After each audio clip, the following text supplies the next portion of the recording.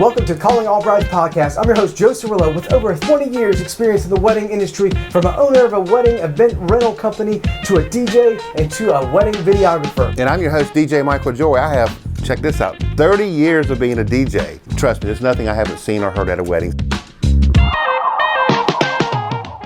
All right, well, welcome into the Calling All Brides podcast. I'm your host, Joe Cirillo, and our other host, DJ Michael, will be back with us shortly.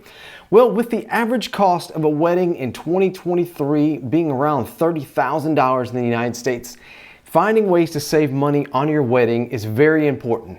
On today's podcast, we're going to talk about 20 ways to save money on your wedding, but not sacrifice style. Well, let's not waste any time. Let's jump right in.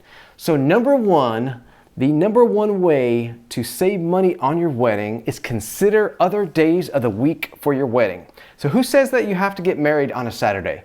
A wedding, can be on any day of the week. It's perfectly fine if it's not on a Saturday.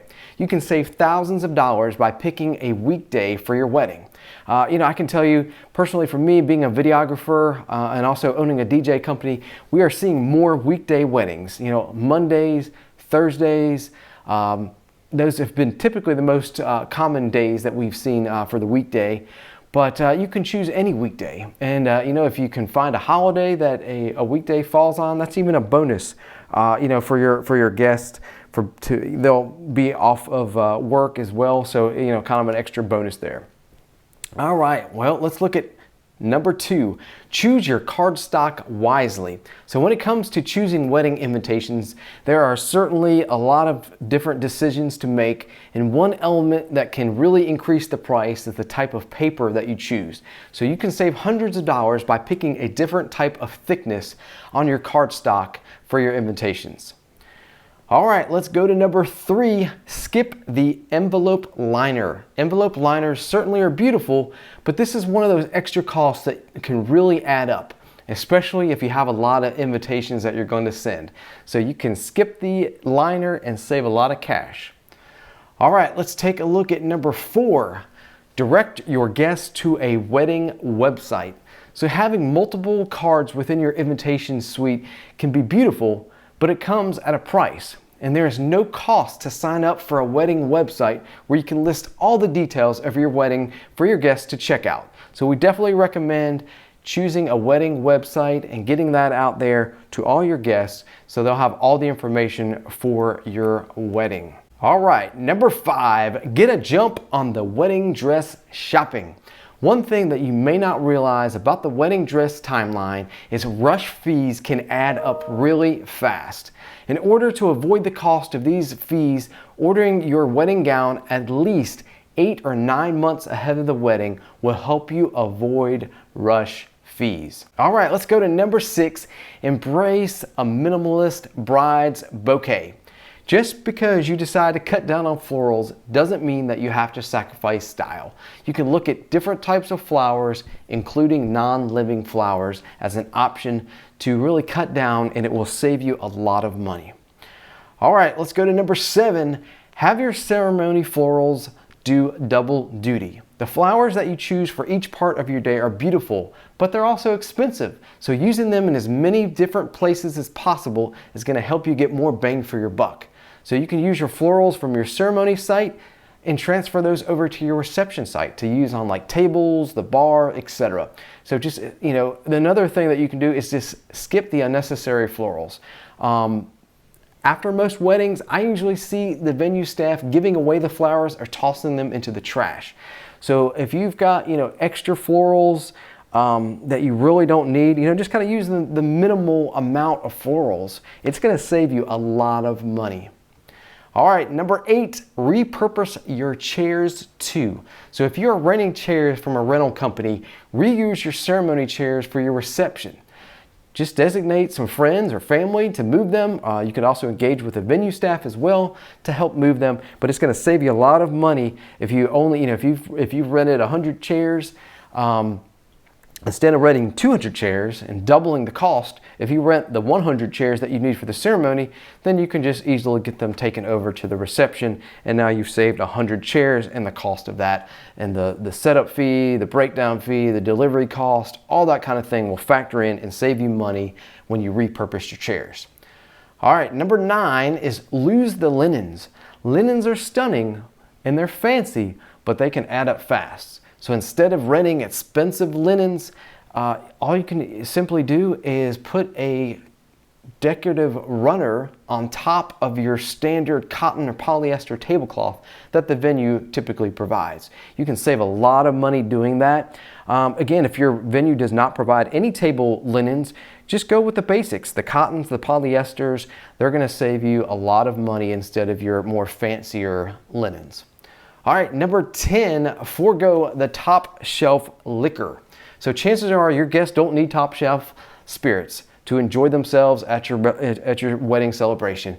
You will save several dollars per drink by avoiding top shelf liquor. All right, number 11, skip the champagne toast and serve the bubbly only at the bar. So instead of passing out glasses of champagne to every guest and having it pre-poured, just have champagne available as an option at the bar. Trust me, you're not gonna have to worry about having extra glasses on hand for the champagne toast, and then you're not gonna have to worry about all these extra bottles of champagne. And not everyone at the wedding anyways is gonna drink champagne. So you might have bought all this extra champagne and then it doesn't get used anyways. So just have it available as an option at the bar. All right, moving on to number 12, remember, not everyone will have late night munchies. So don't feel like you got to go overboard with the late night snack options. You can order late night snack options for about 70% of your head count. Some guests may leave early and others may not want to eat late. Or you can actually cut this option out altogether. I would say on average of the weddings that I attend each year, maybe 20 to 25% have a late night snack. To me personally, it's not something that I think is very necessary. So you can save a lot of money if you cut that out. All right, let's move on to number 13. Ask about package deals and service bundles. Usually you will get a better rate if you have one vendor who can provide multiple services versus having multiple separate vendors that you have to hire. Some examples of that would be a photo and video package, a DJ and a photo booth package. There's all kinds of things that you can combine. So check out with the vendors when you're doing your shopping around. Ask them, do they have multiple services, and do they offer discounts for packages if you combine services? Most vendors are going to combine services if they have them available. They're going to bundle them and they're going to give you a better discounted price. So don't be afraid to ask, and you will definitely save some money there. All right, number 14, opt for a plated meal over a buffet. So it may come to a surprise, but a buffet isn't always more affordable. From a caterer standpoint, there is so much more volume required for a buffet or for stations. However, if you serve a plated meal, everything is calculated ahead of time. Thus, there's less waste. So just check out with your caterer, kind of see what those options are when you're shopping around for your meal options. All right, number 15, don't over-order the invites. When ordering invitations, the biggest mistake I see that couples make is that they usually order an invitation for every wedding guest when you only need one invitation per couple or per household. So imagine the money that you're going to save if you only have half of the invites that you originally thought that you were going to need. All right, moving to number 16, cut the guest list. Many wedding industry experts will agree that one of the best ways to cut costs is by cutting the guest list. The proposed budget may not be suited to provide, an experience for 150 guests, but it may be ideal for, say, 100 guests. And so if you can cut that guest list, you're definitely going to save on, meals, on rentals, centerpieces, menus, so much more. So just, think about cutting your guest list to a more reasonable list that you can afford in your budget. Number 17, nix the cash bar. So saying no to a cash bar might actually save you money on alcohol. And by doing this, you can still offer your guests an open bar, but you just limit the number of hours that you serve, which then will come to a better price tag instead of an all-night type of service. All right, number 18, skip the save the dates. By the time you send them out, half of your guests already know your wedding date, and now you've wasted paper. If you must have a save the date, opt for a virtual version or use the landing page on your wedding website as your save the date.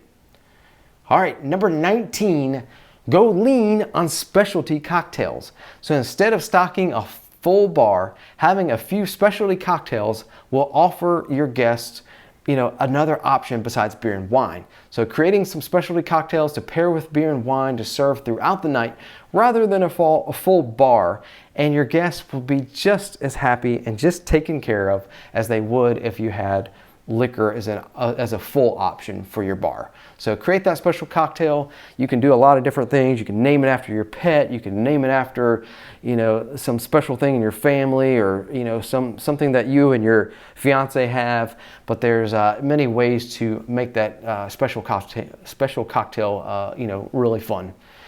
All right. Well, we have come to number 20, and it is not all venues are created equal.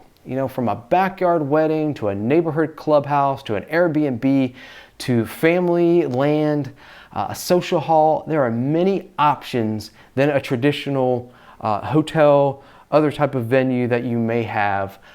Just think outside the box. If you live near the beach or a nice lake, it might be more cost effective to rent a tent on family or friends' land than paying for a full venue.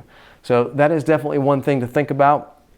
Another thing to think about also is finding a venue that will bundle services. Just like I talked about earlier in one of our earlier tips, bundling can save you money. So if you've got a venue that, will take care of all your rental items like your chairs and your linens and all that kind of good stuff that they include in the package.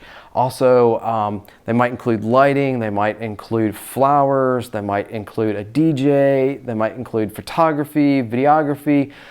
There are some venues that are kind of a one-stop shop. And so if you can find that, you can save a lot of money.